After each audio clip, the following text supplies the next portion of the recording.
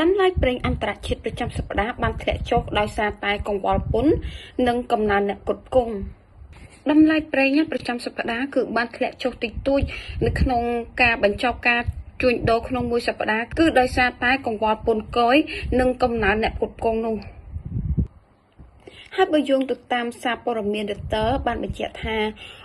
អនាគតគឺតម្លៃប្រេងឆៅនឹងកើនឡើង32សេនក្នុងការបញ្ចប់ការជួញដូរ $66.87 ក្នុងមួយបារ៉ែលប៉ុន្តែធ្លាក់ចុះ 1.6% ក្នុងអត្រាប្រចាំសប្តាហ៍ហើយសម្រាប់តម្លៃប្រេងឆៅរបស់អាមេរិក Mark West Texas Intermediate WTI បានកើនឡើង23សេនដល់$63.2 ក្នុងមួយបារ៉ែលប៉ុន្តែធ្លាក់ចុះ 2.6% ក្នុងអត្រាប្រចាំសប្តាហ៍ហើយកាលពីថ្ងៃសុក្រនោះមានការលើកឡើងថាចិននឹងលើកលែងពន្ធ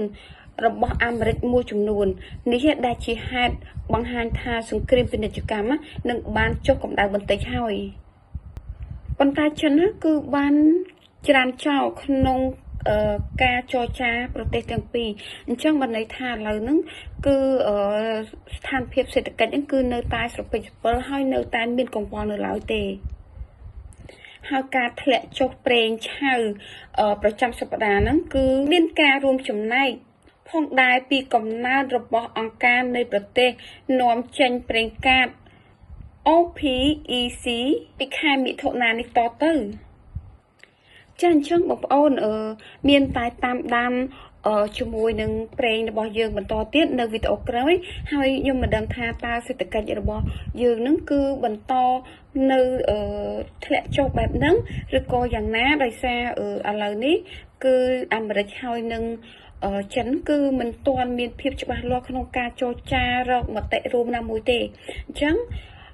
បងប្អូនកុំភ្លេចជួយ like ជួយ share និងជួយ subscribe channel YouTube របស់ខ្ញុំមួយផងដើម្បីបានព័ត៌មាននិងវីដេអូក្រោយៗទៀតអរគុណច្រើនជម្រាបលាបាយបាយ